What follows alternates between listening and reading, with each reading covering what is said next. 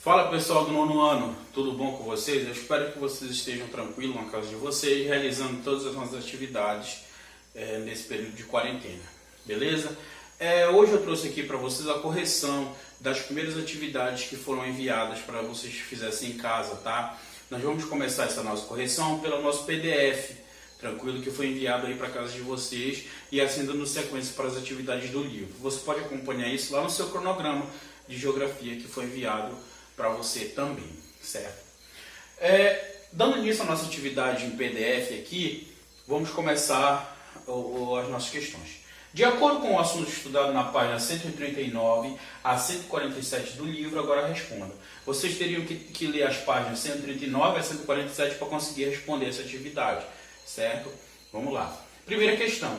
Conforme seus conhecimentos, explique o processo que culminou na formação da Comunidade dos Estados Independentes, né, que tem a sigla CEI. Então, como sugestão de resposta, eu coloquei mais ou menos assim para você. Veja se você seguiu a mesma linha de raciocínio. Com o final da União das Repúblicas Socialistas Soviéticas, em 1991, surgiram 15 novos países independentes.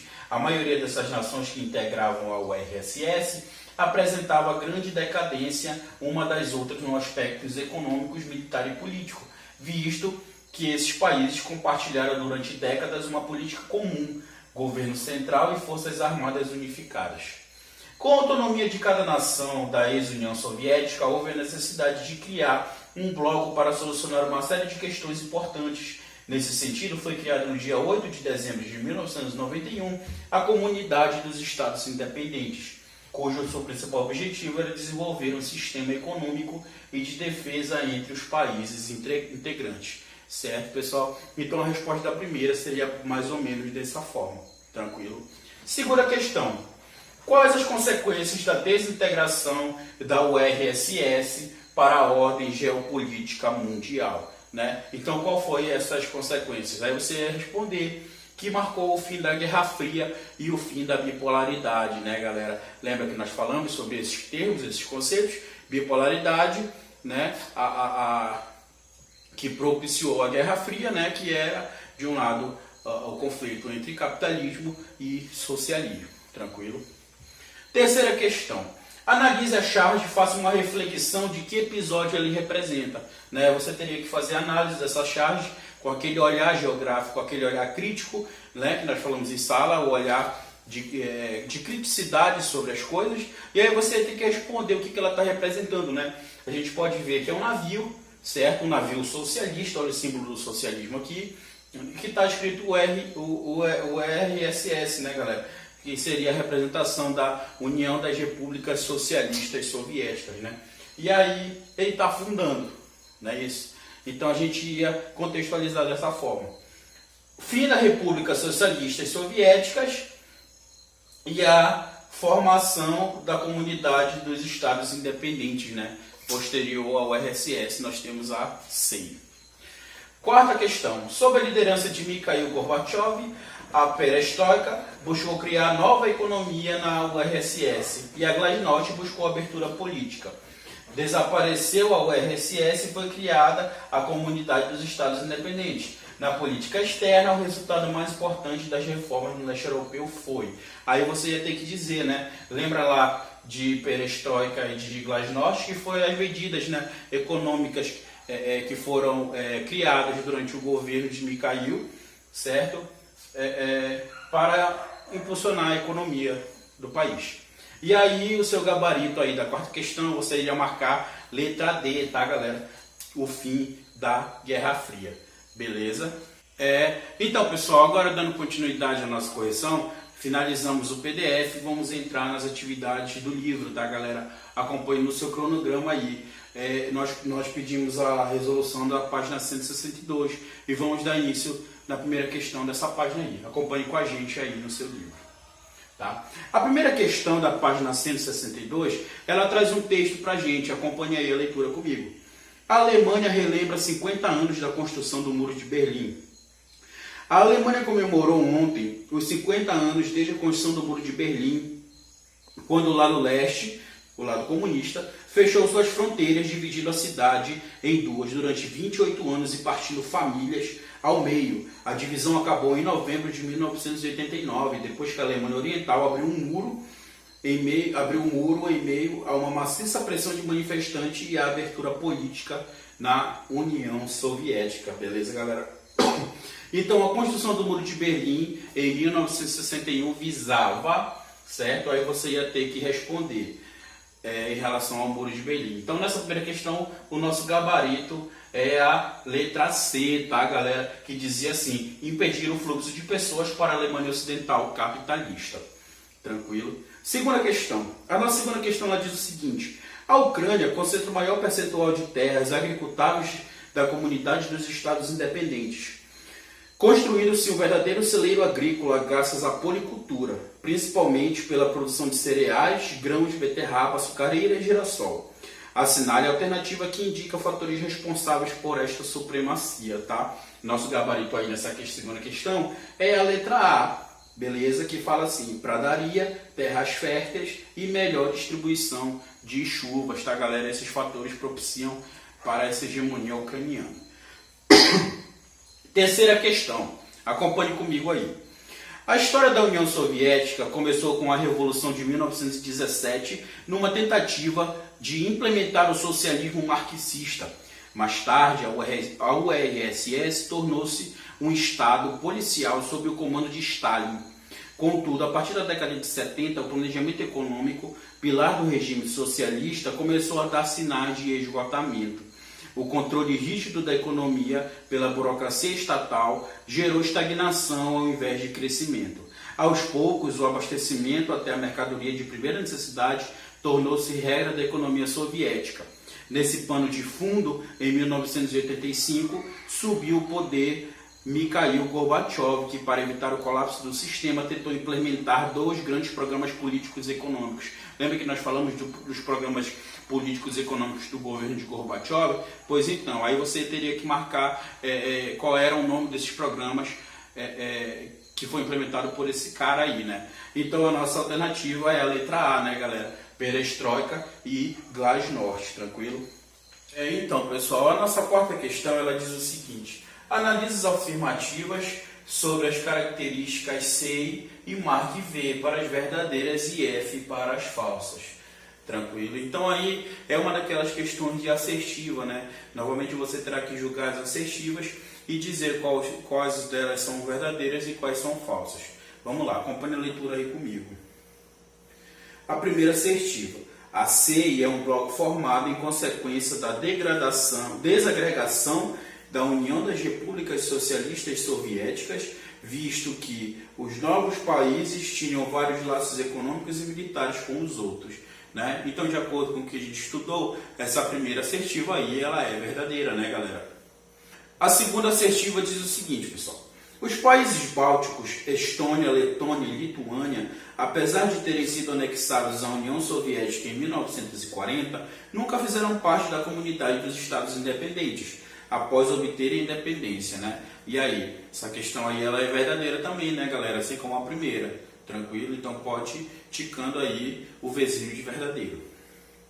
A terceira assertiva diz assim: com a fragmentação da União Soviética, vários problemas persistiram nos novos países, além do surgimento de outros. Os principais são os conflitos étnicos e movimentos separatistas. Tranquilo, pessoal? Então essa também está correta, né, galera?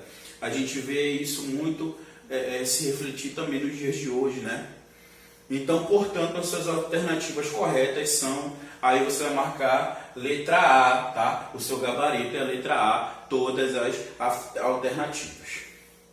A quinta questão, ela diz o seguinte: a perestroika é entendida como um processo de transformação global do sistema socialista da antiga URSS. Considerando esse processo de transformação, é correto afirmar que o seu gabarito dessa questão é a letra C, que diz assim: a Glasnost, com a abertura democrática, abriu caminho para a reforma do Estado e para discussões ideológicas e assegurou transformações básicas na economia soviética. Beleza? Vamos lá. A sexta questão ela fala assim: em 1991, a cúpula do Partido Comunista Russo organizou um golpe contra o então líder reformista Mikhail Gorbachev. Entre os golpistas encontravam-se Gennady Anev, Dmitry Yazov, Boris Pugo, Vladimir Khrushchev e Valentin Pavlov. A população russa, desgastada pelo regime comunista, insurgiu-se contra o golpe naquele mesmo ano. Nesse contexto, a figura política que se encarregou de liderar a população a lutar pela liberdade foi... Aí você vai marcar quem foi essa figura política, né, galera? Isso tudo está no nosso assunto, tá? Então, na sexta questão, o nosso gabarito é a letra B, né, galera? Boris Yeltsin, certo? Então, sétima questão. Sobre várias propostas de reformas na economia e na política na antiga União Soviética, uma foi fundamental para as mudanças radicais nessa sociedade. Quanto a isso, assinale a resposta correta, né? O nosso gabarito da sétima questão é a letra B, galera, tá? Que diz assim: as reformas introduzidas na antiga União Soviética por Boris Yeltsin, depois de eleito presidente da recém-criada Federação Russa em 1991, aceleram a transição do socialismo para o capitalismo. Tranquilo? Oitava questão. Sobre o processo de reunificação da Alemanha após a queda do Muro de Berlim, indique a alternativa que apresenta incorretamente um dos motivos que ocasionaram esse fato. Então aí você vai marcar a alternativa incorreta, tá, galera? E aí na oitava, a alternativa incorreta é a letra D. Essa aqui é o seu gabarito, tá? A letra D fala o seguinte: a aceitação de medidas ligadas ao capitalismo ocidental por parte do líder da Alemanha Oriental, Erich Honecker. Tranquilo, galera? Então aí a gente finaliza a parte política da Europa e aí a gente entra no nosso segundo assunto, né, na correção do segundo assunto, que é sobre a Ásia. Tranquilo, pessoal? Vamos lá. Agora você vai lá para a página 177 para corrigir as atividades referentes à Ásia. A primeira questão da atividade, ela diz assim: chuvas de monções causaram inundações devastadoras por todo o Paquistão em agosto deste ano, deixando uma área do tamanho da Inglaterra debaixo d'água e afetando milhões de pessoas. As autoridades paquistanesas tentaram proteger 360 mil pessoas ameaçadas pelas águas na região sul, mas o volume de chuvas, o maior já registrado na história do país, dificulta os trabalhos de resgate. Beleza? As chuvas de monções são fenômenos naturais que acontecem de forma recorrente no Paquistão e em seus países vizinhos. Aponte o continente e a atividade econômica mais afetada por esse fenômeno e explique também o mecanismo dessas chuvas no verão, certo? Então, em referência ao continente asiático, a resposta que eu trouxe para vocês, se você teve uma ideia parecida de resposta com a minha, você pode dar ok que sua questão está correta, tá? E a resposta que eu coloquei foi essa daqui. O continente é a Ásia e a atividade mais afetada é a agricultura. O continente, como absorve mais calor que o oceano, faz com que as massas de ar continentais aqueçam e subam rapidamente, provocando uma rajada de ventos úmidos vindos do oceano, gerando chuvas duradouras. Beleza? A segunda questão diz assim: baseado nas imagens a seguir, comente a importância dos rios para as diferentes sociedades asiáticas. Aí ela trazia essas duas imagens para vocês, que você teria que analisar, né? E depois comentar a importância dos rios para a sociedade asiática, tranquilo? O modelo de resposta que eu trouxe para vocês foi esse aqui. Os rios são de fundamental importância para as sociedades asiáticas. Primeiro porque através dele é possível desenvolver o cultivo do arroz, acomodando uma volumosa mão de obra, além de também a sua utilização como elemento que promova a fé, né, galera? Como é o caso do rio Ganges, lá na imagem, lá no seu livro, que fica na Índia. A terceira questão, ela fala assim: na Ásia, as monções ocorrem ventos que, durante uma época do ano, sopram no sentido e em outra época no sentido inverso.